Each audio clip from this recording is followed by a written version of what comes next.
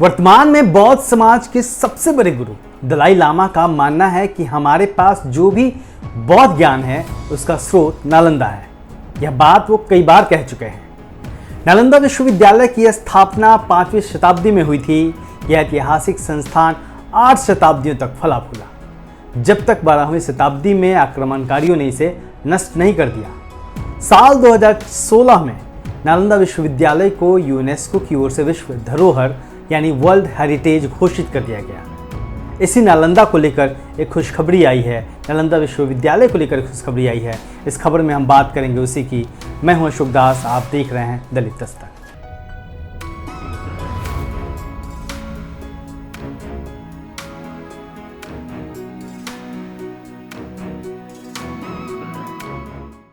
नालंदा विश्वविद्यालय की इस खोई हुई विरासत को जिंदा करने का सपना पूर्व राष्ट्रपति डॉक्टर एपीजे अब्दुल कलाम ने देखा था।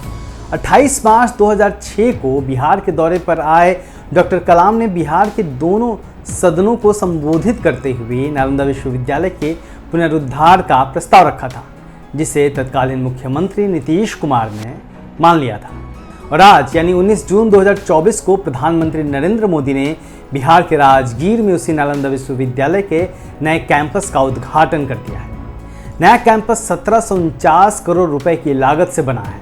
यह नया कैंपस प्राचीन नालंदा विश्वविद्यालय के बचे हुए अवशेषों के पास ही बनाया गया है। नए कैंपस में 2 एकेडमिक ब्लॉक हैं, जिसमें 40 क्लासरूम हैं और यहाँ 1900 छात्रों के बैठने की व्यवस्था है। नए कैंपस में 300 सीटों की क्षमता वाले 2 ऑडिटोरियम और लगभग 500 छात्रों के रहने के लिए एक छात्रावास भी है।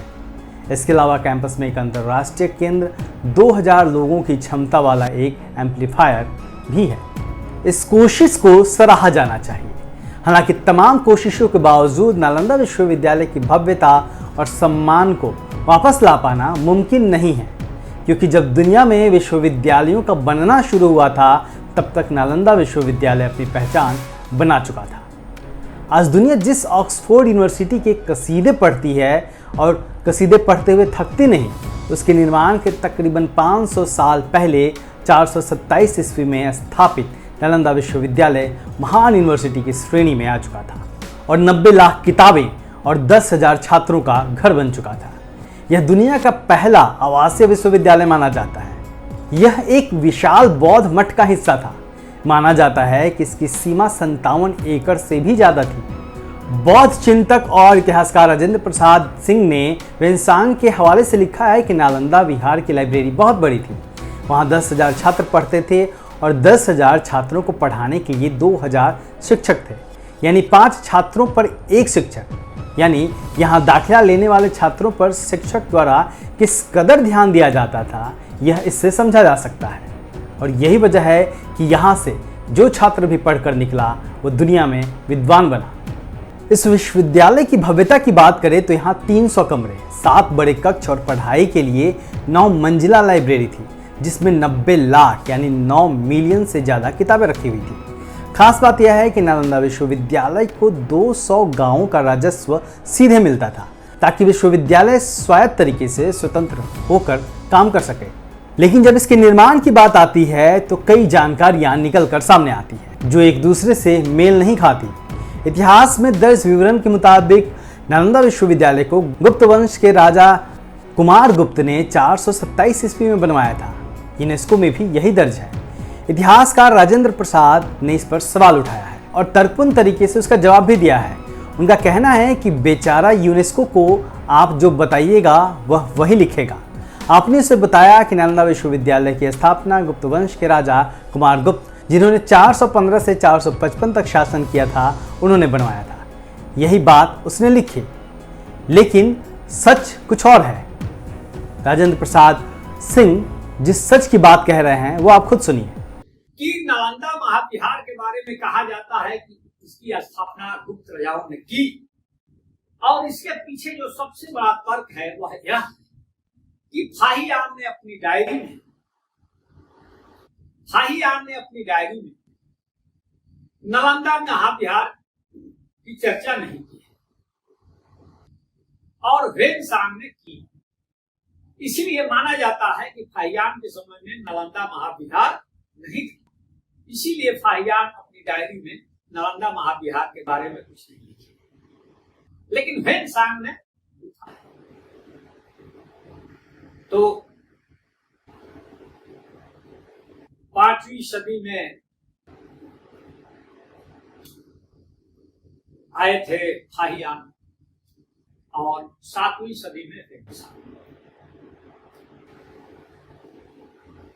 तो फाहियान जब आए थे उस समय गुप्त राजाओं का शासन था और माना यह जाता है कि गुप्त राजाओं ने ही नालंदा महाविहार की स्थापना। लेकिन जो तिब्बती स्रोत है वह यह बताता है कि जो नागार्जुन थे वो नालंदा महाविहार के छात्र थे, नागार्जुन। और जाहिर है कि नागार्जुन का जो समय है वह गुप्त काल से पहले है।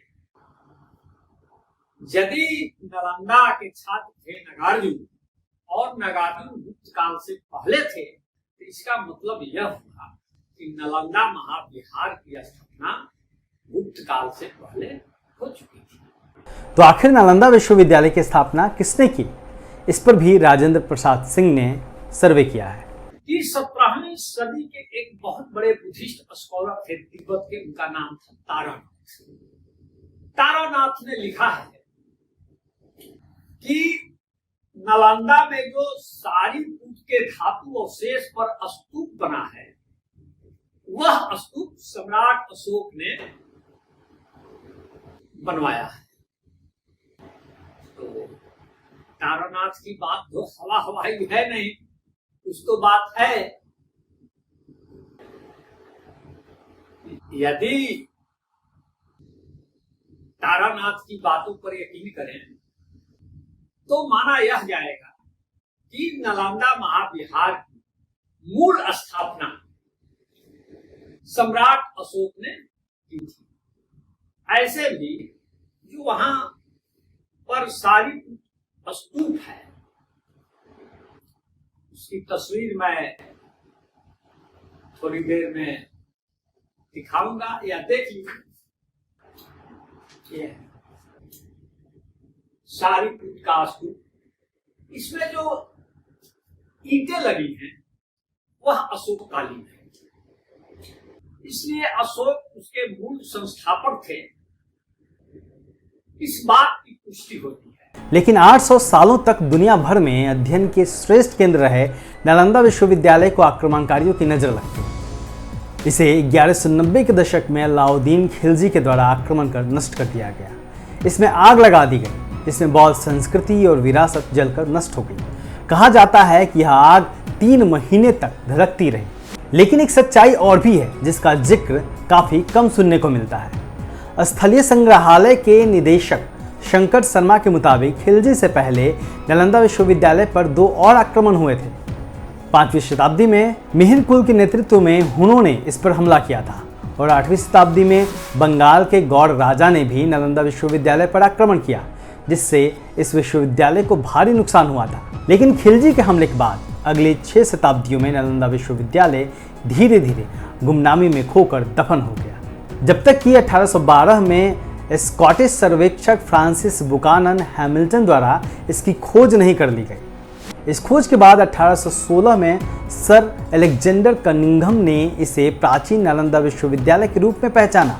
फिर पूर्व राष्ट्रपति एपीजे अब्दुल कलाम ने इसके पुनरुद्धार का सपना देखा और दिखाया भी।